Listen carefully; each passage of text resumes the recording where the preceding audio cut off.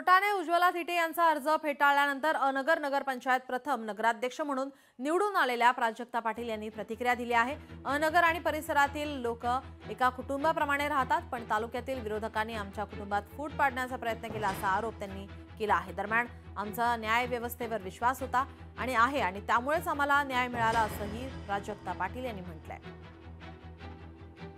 अनगर ग्रामपंचायत स्थापन झाल्यापासून बिनविरोध अशी वैभवाची परंपरा असणाऱ्या व पहिल्यांदा स्थापन झालेली नगरपंचायतीच्या नगराध्यक्षपदासाठी आपण सर्वांनी माझी निवड केली, त्याबद्दल मी सर्व अनगरवासियांचे आभार मानते।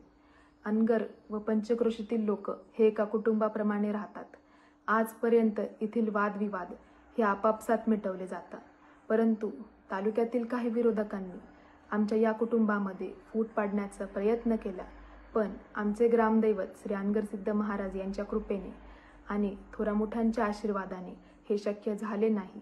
आमचा न्यायव्यवस्थेवर विश्वास होता आणि आहे। आज आम्हाला न्याय मिळालेला आहे।